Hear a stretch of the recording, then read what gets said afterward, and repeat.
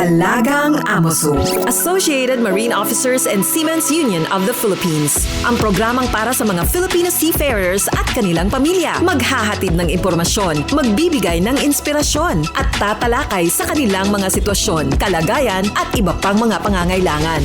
Alagang Amoso. Kasama si Camille Simbulan dito sa Radyo Pilipinas World Service at Radyo Pilipinas Radyo Publiko.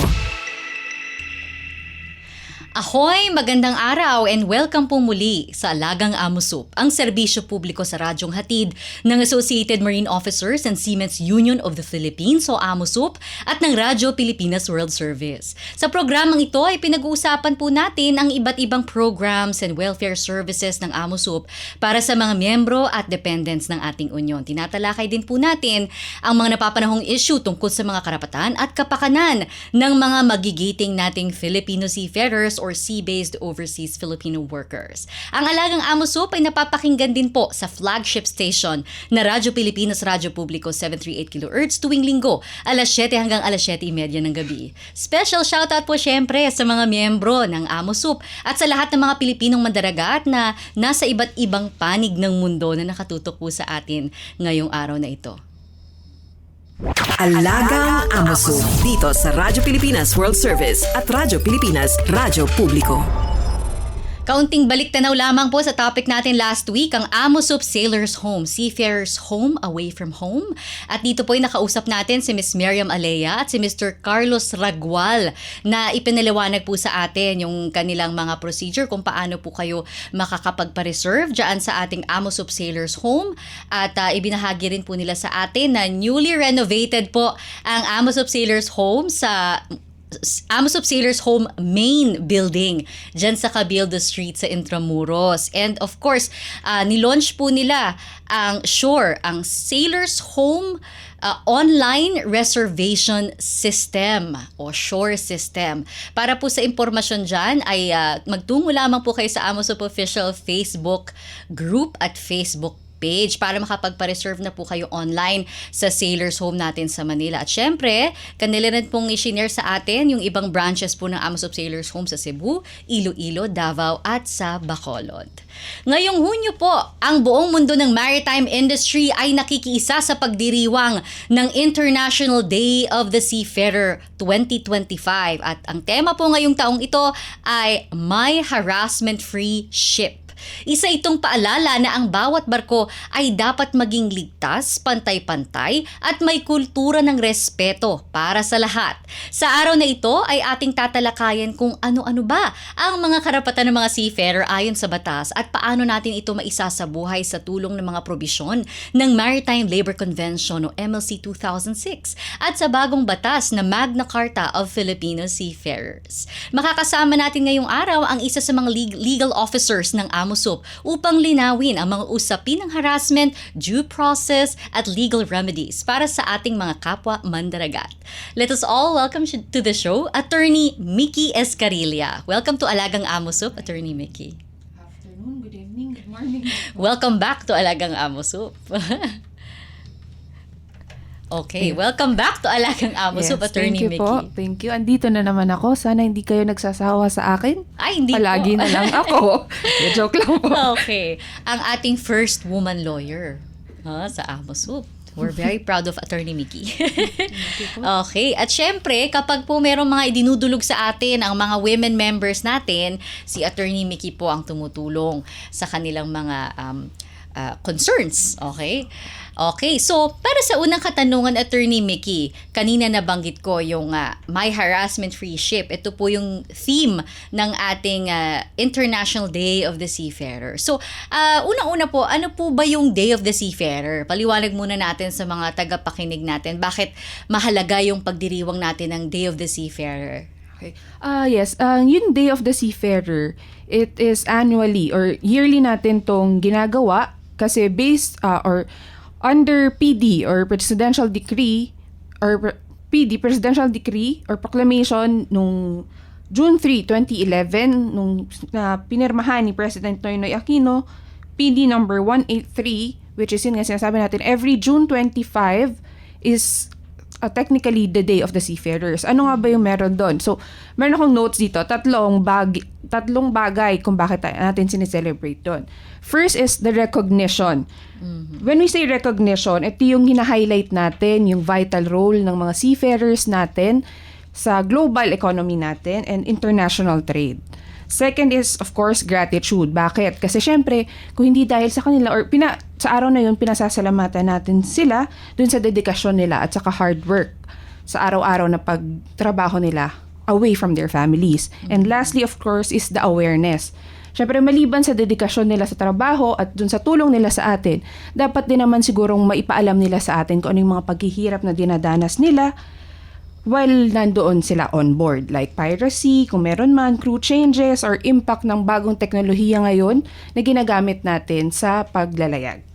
Okay. So, pag-usapan naman po natin kung ano yung theme ngayon ng ngayong taon ng Day of the Seafarer. May harassment-free ship, no? Siguro yung iba nagtataka, anong harassment-free ship at bakit ito yung napiling tema ng Day of the Seafarer ngayong taon. So, bilang isang legal officer po ng Union, no, bakit po napapanahon itong issue ng harassment at bakit po kailangan itong tugunan sa barko, no? Si mga shipboard experiences po ng mga seafarers natin. Yes. Based kasi sa mga nakakausap nating seafarers, more often than not, ngayon, alam natin na ang seafaring industry is a male-dominated industry. Hanggang ngayon, ganun pa rin yung tingin, lalo na dun sa mga traditional seafarers natin. So, meron kasi, since seafarers ang backbone natin ng global trade, ang gusto lang naman kasi ng mga babae is mabilong tayo. Equal, may respeto tayo sa araw-araw na ginagawa ng trabaho. Mayroon kasing studies na pinakita, ILO, more than 50% of female seafarers. And of course, meron ding mga ilan-ilan na male seafarers ang nahaharas, nabubuli while on board.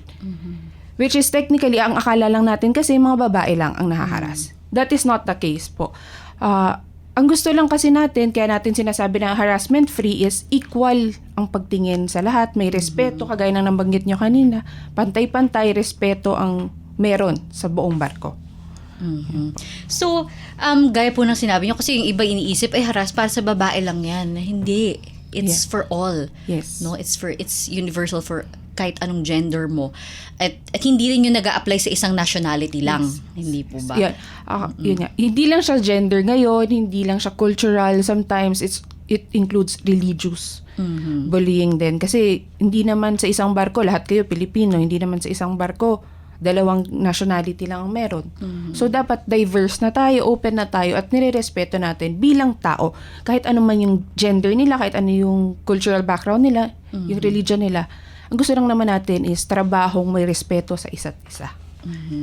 That's why we want it harassment-free. So, syempre po lagi nating ginagawang basehan para sa mga karapatan ng seafarers natin yung Maritime Labor Convention 2006.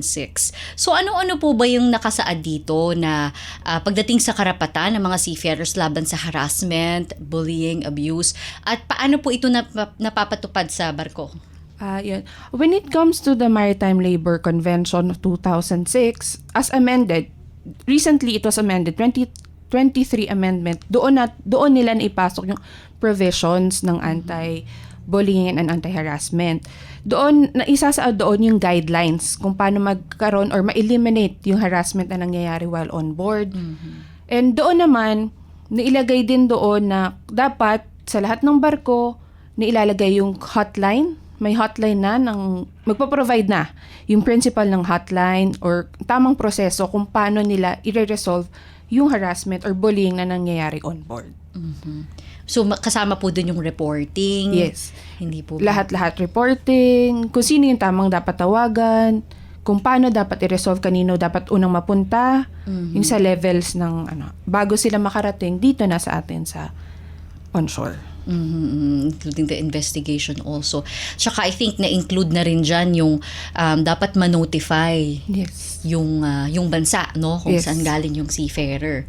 Kasi isa po yan sa mga naging statement, no, nung representative natin doon sa MLC STC sa Special Tripartite Committee meeting, na isa yan sa mga ni-raise nila na bilang labor providing country, may karapatan yung bansa, lalo na tayo, Yes. Pilipinas, number 1 tayo na nagde-deploy ng mga seafarers sa buong mundo, na malaman yung mga detalye, yung mga impormasyon tungkol sa mga gantong kaso.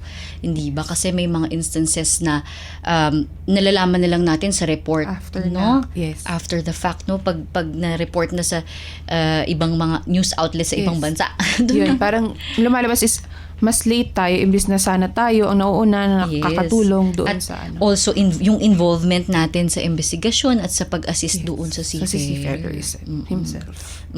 At saka isa rin po sa mga nagustuhan kong nadagdag, no, sa MLC 2006 dun sa part when it comes to yung occupational safety and health ng mga seafarers, yung provision po ng mga menstrual Yes, yung mga kailangan na meron ng on-board na menstrual products, yeah. yes. Tsaka Hygienic disposal. products, Hygienic disposal. products. Oo, para sa mga babaeng Yes. seafarer. Making sure na both genders are equally accepted and yeah.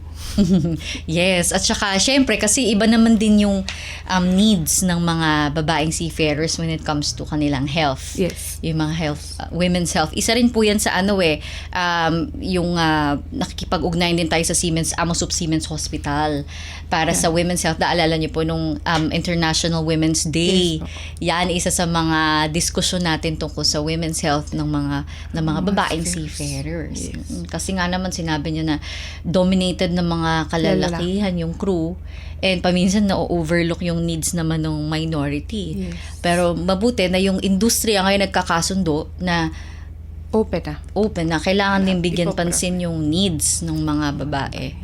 Okay. So, kaugnay naman po nito, no? Paano naman po nakakatulong yung bagong batas ng yung Magna Carta of Filipino Seafarers sa pagbibigay ng proteksyon laban sa harassment at discrimination sa barko? Of course, we know that this is the enabling law of the MLC 2006 sa Pilipinas. Yes. Yun. Yung mga nakasaad natin naman ngayon sa Magna Carta of Filipino Seafarers is actually an echo of the MLC 2006 as amended. Which, again, inuulit lang doon na inoobliga natin yung mga ship owners, manning agencies to provide the proper hotline, the proper system or process of how to file a complaint, how to resolve the complaint, and of course, sa atin naman, sa AMOSUP actually, which is nakalagay din naman doon na tayo bilang union, minimake sure natin, nilalagay na rin natin sa mga CBAs natin yung tamang karapatan ng mga tao. Kung paano yung tamang proseso nga ng pag-file, kung sino-sino dapat natatawagan. Ano, para mas mapadali yung pag-resolve as much as possible.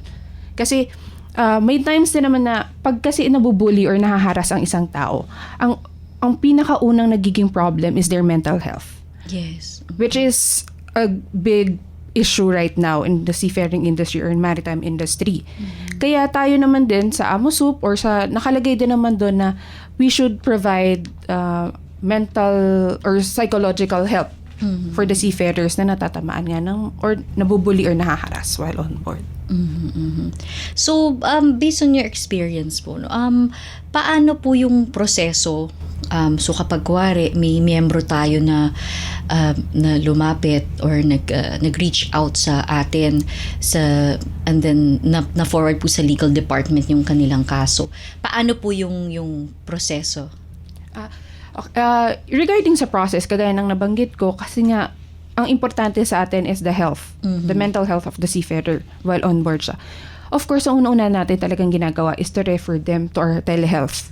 Mental sa hospital. Yes, for psychological help or whatever they need.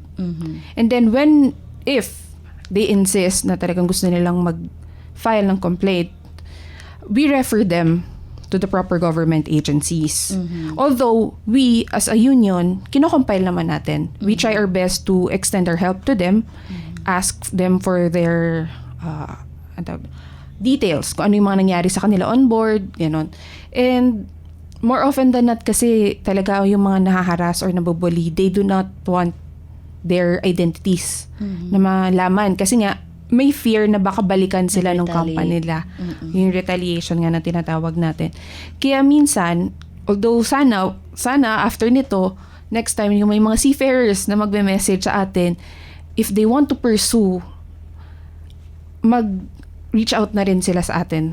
Kasi alam ko sa inyo dumadaan din, may times na dumadaan kasi na may magtatanong kung anong pwedeng mangyari. However, once na nag-reply tayo, sometimes they do not reply back.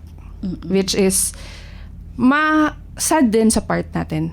Kasi hindi natin natutulungan. Kung gaano man natin sila gustong tulungan, hindi natin matulungan kasi nga hindi Sila na nila mismo. tinutuloy. Kasi nga natatakot na sila. Pero we can ensure naman their confidentiality. Yes, di yes. ba? Ang pag-file naman kasi ng complaint ng harassment or bullying can be anonymous. Unless yung tao gusto niya talagang ipaalam. Mas malakas yung mga seafarers na malalakas ang loob. Yun, ilalabas nila yung pangalan nila. Yung ganon. Tayo naman, kahit ilabas nila yung pangalan nila, if they want to be confidential or they want to remain anonymous, hindi naman natin ilalabas yung pangalan nila. Kaya ako natanong sa proseso kasi para rin sa kaalaman ng mga nakikinig sa atin ngayon, meron tayong women_youth@amosup.org. So expect nyo na ngayong parating na Day of the Seafarer dahil nga is post natin yan sa Amosup official Facebook page and group na diyan pwede kayo mag-email kung meron kayong gustong i-report. Hindi lang sarili ninyo kasi pwede rin yung kuwari may nawi-witness kayo and yung kasamahan nyo sa barko takot siyang mag-report. Yeah. Pwede nyo i-report on their his behalf. or her behalf. And nakasaad din kasi sa Maritime Labor Convention na kung witness ka, whistleblower ka, protektado ka rin. Oo, may protection din po para sa inyo. So kung meron po kayong mga ganong mga na-observe or alam nyo na nahaharas yung inyong kasamahan, wag po kayo mag-atubili na tulungan yung inyong kasamahan or syempre para sa sarili nyo. Meron pong mga ganyan. Of course, may mga hotline ng OWA, ang DMW, ang Amosup po meron tayong women_youth@amosup.org and of course, mamaya i-share natin yung Amosup Contact Center. Yes. At alam ko po, si Attorney Mickey po ay nag-develop actually ng isang form para po doon sa mga magi-email, doon po nakasaad yung mga impormasyon na kailangan namin para po alam ng Amosup kung saan po kayo i-refer, kung anong klaseng tulong po o assistance yung kailangan nyo, gaano po ka-urgent yung sitwasyon, kung nasa peligro ba yung inyong buhay o kung kaya naman mag-intay na makabalik kayo or kung kailangan nyo na talagang bumaba, hindi na kaya. Hindi po ba? Yes po. May ganong dinevelop na form si Attorney Mickey. Yes. May ginawa tayong ganyan a year ago. Pero based naman dun kasi sa mga nakakalap kong stories from the seafarers, parang mas maganda na yung form na yon is later na natin ipa-fill up. Kasi nga, may times na yung height ng feelings, mas gusto nilang may makausap sila. So, I think that is what we will be making sure or ipa-process. Gagawin natin na mas mabilis. Kung may kailangan silang sabihin, we will contact them immediately para malaman agad natin kung kanino, saan, at ano ang dapat natin gawin.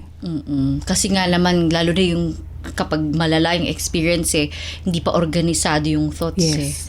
So, mas mahalaga nga sa kanila ay May mental makausap. health support. And it's really good na ang ating Amosup Seamen's Hospital ay merong telehealth. Yes. Na meron din, bukod sa mga physical medical conditions, ay meron ding mental health support. Yes. We have psychologists na pwede nilang makausap kung gusto nila. Para ma-feel nila na hindi sila nag-iisa habang may problema sila. Kasi ngayon naririnig natin yung mga issues or pangit mo na marinig, may mga seafarers na napanghihinaan ng loob pag may nangyayari on board. So, mas importante na makausap na natin sila para maagapan natin kung ano yung mga dapat maagapan bago pa lumala yung mga problema nila. Tsaka siguro, reminder na rin to na kapag meron kayong experience or may nawi-witness kayo, wag nyo lang itago. Yeah. Reporting is really Yes. It will be a big important. help. Yeah. Kasi yung hindi lang yung physical, mental health, even yung safety. Yes. Safety ng mga crew at safety ng barko ay nakasalalay, hindi ba, sa kaligtasan sa mental well-being ng mga nagpapatakbo ng barko. Ayan, okay. So, at saka Attorney Mickey, no, mabalik lang tayo dun sa Magna Carta of Filipino Seafarers. Meron din tayong ditong chapter na nakalaan para sa mga women. Yeah. There are specific articles, or there is a specific article stating women safety. Yun. Parang doon nilalagay na talaga natin sa batas na ang mga babae, they are now part of it. They are already an integral part of the seafaring industry. Na hindi lang naman natin, yun, ulit-ulitin natin, equality and respect lang naman ang hinihingi. Women in the maritime industry, we do not ask for a higher recognition, but we just want an equal recognition sa lahat. Doon din naman nakasaad kung sino-sino ang mga dapat kontakin ng mga babae sa women industry or sa maritime industry.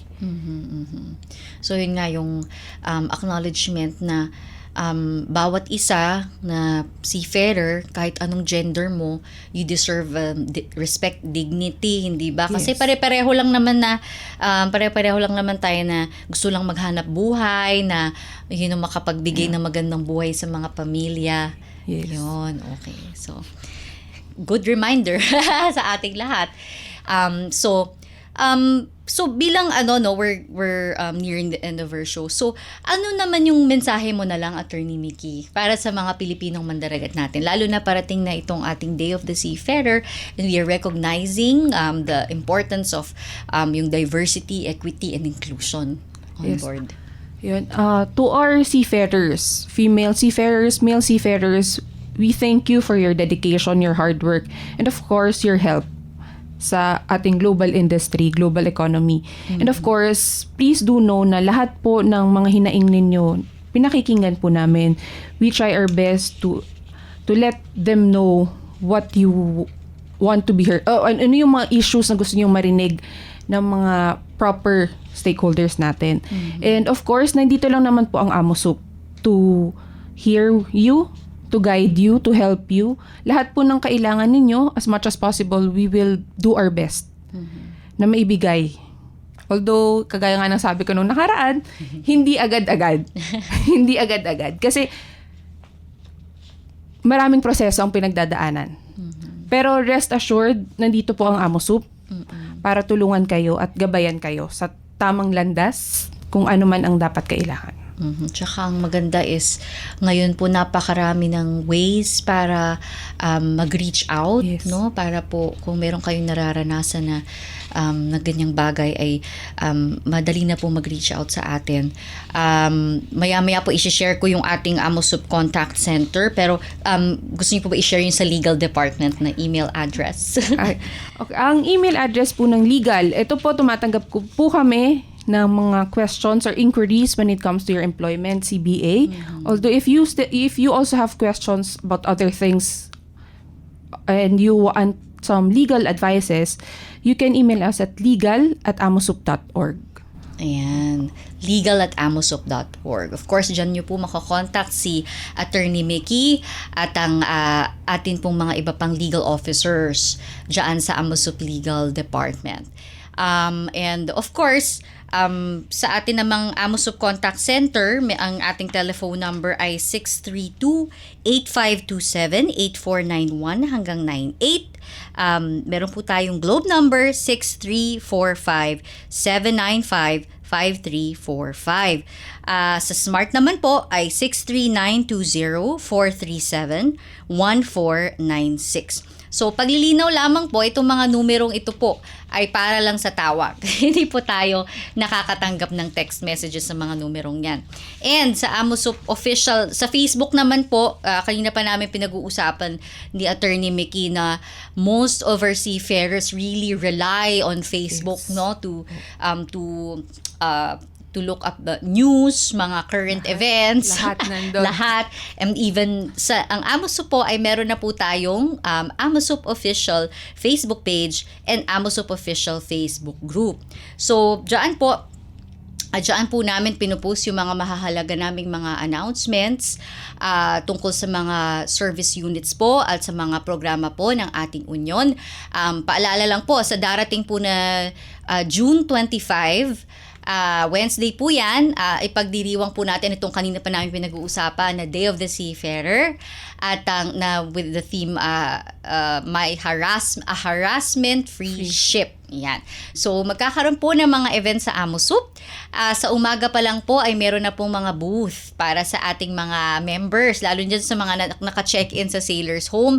Meron po tayong mga iba't ibang booth na pwede nyo pong i-visit, both government and mga private companies po na nakipag-ugnayan sa atin. And then sa hapon naman po, after lunch, ay meron tayong forum on the Magna Carta of Filipino Seafarers. Makakasama rin po natin ulit dyan sa ating suki na si Attorney Mickey.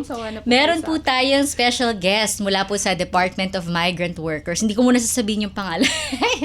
Pero yan, meron po tayong guest mula sa Department of Migrant Workers na magsasalita po sa ating forum on the Magna Carta of Filipino Seafarers sa June 25, 1:30 p.m. 1:00 p.m.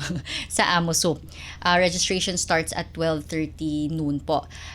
And sa gabi po ay meron namang Seafarers Party para sa mga AMOSUP members na naka-check-in sa ating Sailors Home. Okay, so medyo malaking festivity po yung ating inaabangan sa June 25 sa Day of the Seafarer. So, okay. So, hindi ko pa nabanggit yung ating AMOSUP official YouTube channel. So, dyan po namin ina-upload lahat po ng mga episodes ng Alagang AMOSUP. And soon po ay magkakaroon din tayo dyan ng mga educational, instructional vlogs tungkol po sa mga service units ng AMOSUP. At syempre sa mga issues din po that we care about, like ambulance chasing, yung mga ganyang mga issue din po. And of course, for more detailed information about AMOSUP's welfare programs and services, nandyan po ang www.amosup.org.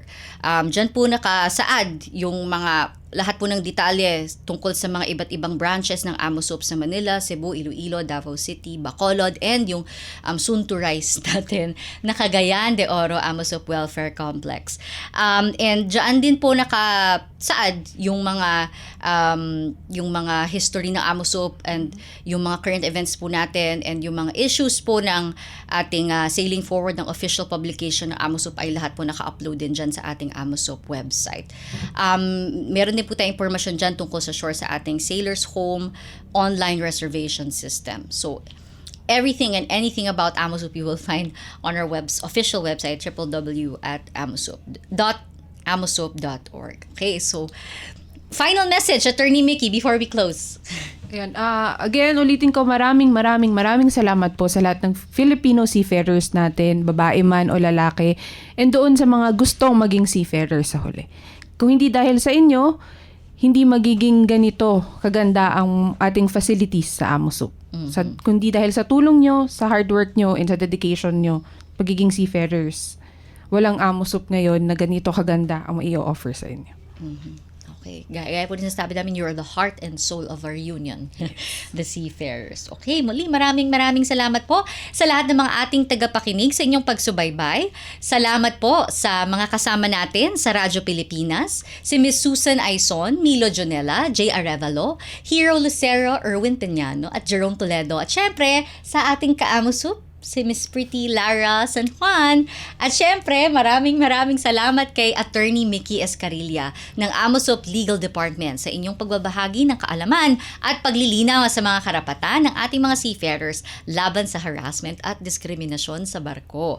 Muli atin pong pagtibayin at itaguyod ang pagkakaroon ng isang harassment-free ship na isang ligtas at maayos na kapaligiran para sa lahat ng mga mandaragat sa buong mundo. Pagbati rin po muli sa lahat ng miyembro at dependents ng AMOSUP na siyang inspirasyon sa lahat ng mga programa at serbisyo ng ating union. Atin din pong subaybayan ang programang Alagang AMOSUP sa Radyo Pilipinas World Service at Radyo Pilipinas Radyo Publiko 738 kHz tuwing linggo alas 7 hanggang alas 7:30 ng gabi. Ako po si Camille Simbulan at ito po ang Alagang AMOSUP. All aboard sa talakayan. Palalimin pa ang inyong kaalaman. Alagang AMOSUP dito sa Radyo Pilipinas World Service at Radyo Pilipinas Radyo Publiko.